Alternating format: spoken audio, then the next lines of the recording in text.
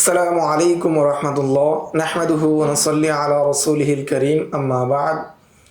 গত দর্শে আমরা ফতোয়া নিয়ে কাজ করার দুটি বিষয় নিয়ে 1 এবং 2 নম্বর বিষয় নিয়ে আলোচনা করেছি। আজকের এই ভিডিওতে বা এই দর্শে আমরা বাকি 9টি অর্থাৎ 3 থেকে 11 পর্যন্ত যে বিষয়গুলো রয়েছে তা নিয়ে আমরা আলোচনা করব। 3 নম্বর কাজ হলো, আমরা যখন উত্তরপত্র যেটা রয়েছে, উত্তর রয়েছে, প্রশ্নের যে উত্তর বা জবাব রয়েছে, ফতোয়া রয়েছে, আমরা লিখব। লেখার ক্ষেত্রে আমরা সামান্য ফিকির করেই উত্তরটা লিখে ফেলব। খসড়া যে খাতা রয়েছে সেটার মধ্যে আমরা লিখে ফেলব এবং সেটার তারতিব, বিন্যাস বা সুন্দর করার তেমন বেশি আমরা চিন্তা ফিকির করব না। প্রথমবার আমরা যদি এটা লিখে ফেলি, বেশি চিন্তা ফিকির না করি, তাহলে সহজে আমাদের লেখাটা আসবে। যদি চিন্তা ফিকির বেশি করতে চাই, তাহলে চিন্তাগুলো আমাদের এলোমেলো হয়ে যাবে এবং সঠিকভাবে সেই চিন্তাগুলো দিয়ে আমরা লেখাটাকে সাজাতে পারবো না।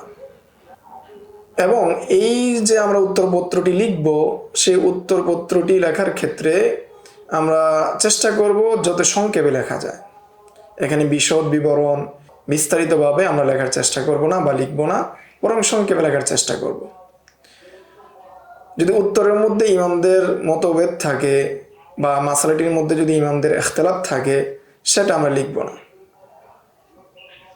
এই হলো আমাদের 3 নম্বর কাজ, অর্থাৎ বেশি ফিকির না করে উত্তরপত্র লিখে ফেলা।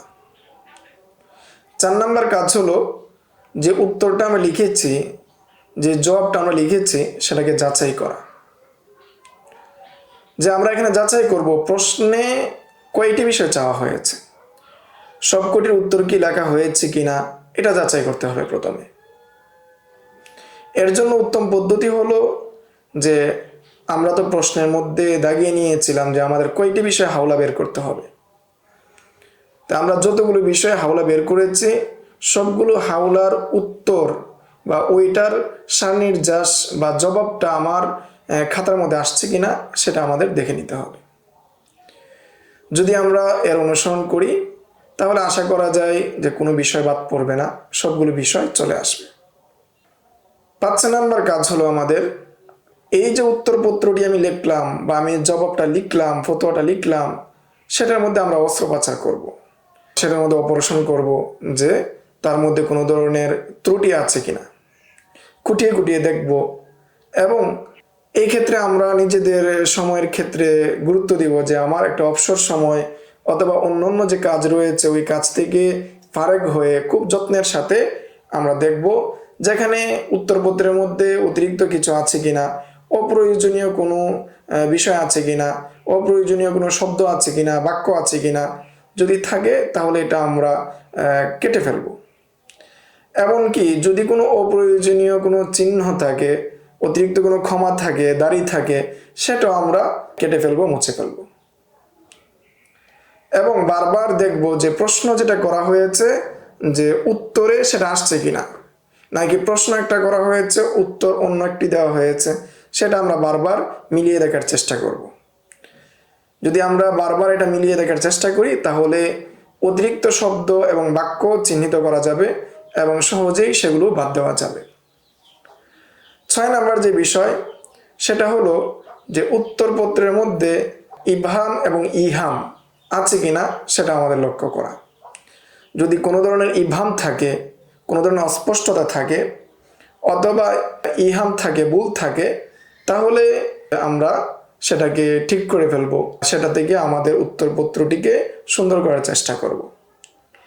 ইবহামের অর্থ হলো অস্পষ্টতা, যে মুস্তাফতি যিনি প্রশ্ন করেছেন, তিনি যেই বিষয়ে জানতে চেয়েছেন, সেই বিষয়টা আমার লেখা থেকে, আমার ফতোয়া থেকে বা আমার জব থেকে তিনি পাচ্ছেন কিনা, এই বিষয়টা আমার সুস্পষ্ট হওয়া বা এই জিনিসের বিষয়ে আমার ভালো করে বোঝা যে আসলে এই বিষয়টা প্রকৃতপক্ষে আছে কিনা। আর ইহাম এর অর্থ হলো যে আমি যে উত্তরপত্রটি লিখলাম, সেটার ক্ষেত্রে মুস্তাফতি এ থেকে কোনো ধরনের ভুল ধারণা তৈরি হয় কিনা, মুস্তাফতি এ থেকে কোনো ভুল ধারণা গ্রহণ করে কিনা, সেটা দেখা। এই যে ভুল ধারণা বা ইবহাম এবং ইহাম, এই দুইটি বিষয় দূর করার পদ্ধতি হলো, যিনি মুফতি বা যিনি উত্তর দিচ্ছেন তিনি নিজেকে একজন প্রশ্নকারীর স্থানে দাঁড় করাবেন, প্রশ্নকারীর মাকামে দাঁড় করাবেন, দাঁড় করিয়ে তিনি উত্তরপত্রটি বারবার পড়বেন। চিন্তা করবেন যে উত্তরপত্রটি যদি আমাকে দেওয়া হতো বা আমি যদি এই প্রশ্নটা করতাম তাহলে উত্তরটা কি এভাবেই দিতাম, বা এই উত্তরপত্র থেকে কি কি সমস্যাগুলো আসতেছে, এখানে কি ভুল কোনো ধারণা তৈরি হচ্ছে নাকি হচ্ছে না, এই বিষয়গুলো বারবার খুঁটিয়ে খুঁটিয়ে দেখা এবং উত্তর যেটা দেওয়া হবে এটা বারবার পড়া। এই বারবার পড়ার মাধ্যমে ভুলগুলো ধরা পড়বে। 7 নম্বর বিষয় হলো অপ্রয়োজনীয় যদি ফিকহি কয়েদ থাকে সেটাকেও দূর করে ফেলা, যেটা মুস্তাফতির জন্য প্রয়োজন নেই, অতিরিক্ত এসেছে সেটাকে বাদ দেওয়া। 8 নম্বর লক্ষণীয় বিষয় হলো যে প্রয়োজনীয় যদি কোনো কয়েদ বা শর্ত থাকে সেটা যদি এখানে উল্লেখ না হয় সেটাকে উল্লেখ করা, যাতে করে এর মাধ্যমে কোনো ধরনের ভুল ধারণা তৈরি না হয়।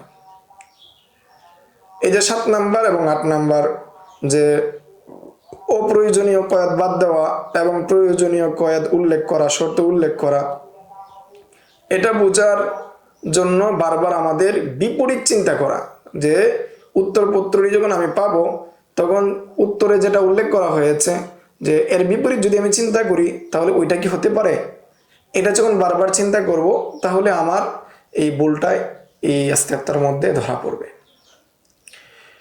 9 নাম্বার কাজ, যে কানে বাজানো, যে উত্তরপত্র যেটা আমি লিখেছি এটা আমি জোরে জোরে পড়বো, আমার নিজের কানকে শোনাবো।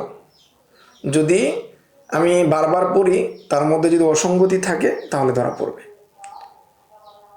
কারণ কান যে রয়েছে এই কানের মাধ্যমে ভাষার যে জটিলতা রয়েছে, দুর্বোধ্যতা রয়েছে, সেটা কানের মাধ্যমে অবশ্যই ধরা পড়বে। এর কারণ হলো কানকে প্রধান সম্পাদক হিসেবে বলা হয়। অনেক ধরনের ভুল হয় যেটা চোখের মাধ্যমে সঠিক করা যায়, যেটা চোখের মাধ্যমে ধরা যায়, মুখের মাধ্যমে ধরা যায়, শোনার মাধ্যমে ধরা যায়, তন্মধ্যে বা দেমাগের মাধ্যমে ধরা যায়। তন্মধ্যে প্রধান ইন্দ্রিয়টা কাজ করে সেটা হলো আমাদের কান, এজন্য কানকে বলা হয় প্রধান সম্পাদক।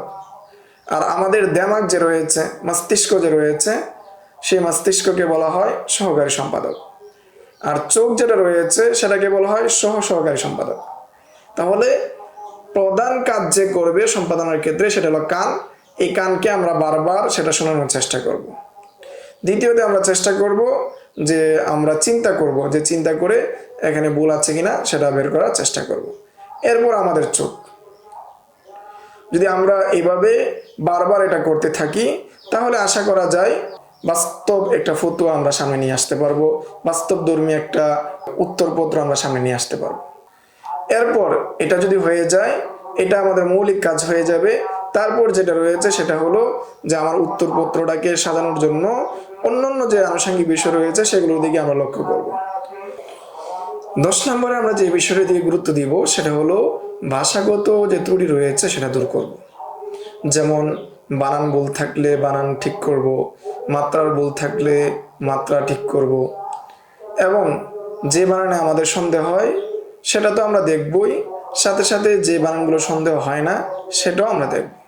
অনেক সময় দেখা যায় যে আমাদের বাংলা বানানই ঠিক নাই, যার কারণে আমাদের কোনোটার মধ্যেই সন্দেহ হয় না। এই জন্য আমরা আমাদের অভিধান খুলে দেখার প্রয়োজন বোধ করি না। এই জন্য প্রত্যেকটা শব্দ প্রয়োজনে বিশেষ বিশেষ যে শব্দগুলো রয়েছে প্রত্যেকটা শব্দ আমাদের অভিধান খুলে খুলে দেখে নিব। 11 নম্বর বিষয় হলো বেশি সময় নিয়ে আবার সেটাকে সম্পাদনা করা, কেননা আমাদের চিন্তা মুহূর্তে মুহূর্তে পাল্টায়। তাই কিছুক্ষণ পর যদি আমরা উত্তরপত্রটি নিয়ে যাচাই বাছাই করি তাহলে সেটার মধ্যে আরো সম্পাদনা আসবে। যদি ইস্তেফতার মধ্যে তাড়াহুড়া না থাকে বা আমরা তামরিনের মধ্যে যদি আমরা তাড়াহুড়া না করি, প্রয়োজনে উত্তরপত্রটি আমি রেখে দিব, সেটাকে আরো 2-3 দিন পরে আবার সেটা নিয়ে বসবো এবং সেটাকে সময় নিয়ে আমরা সম্পাদনা করব। এইভাবে যদি 11টি পদ্ধতিতে আমরা তামরিনকে সাজাই, তামরিনের দিকে লক্ষ্য করি বা ইস্তেফতার দিকে লক্ষ্য করি, তা আশা করি প্রতিদিন বা প্রতিটি তামরিনের মাধ্যমে আমাদের ইস্তেফতা করা, ফতোয়া দেওয়া বা ফতোয়া তামরিন করার যে বিষয়টা এটা উন্নতি হতে থাকবে, ইমপ্রুভ হবে ইনশাআল্লাহ। আসসালামু আলাইকুম ওয়া রাহমাতুল্লাহ। يؤتي الحكمة من يشاء ومن يؤت الحكمة فقد أوتي خيرا كثيرا وما يذكر إلا أولو الألباب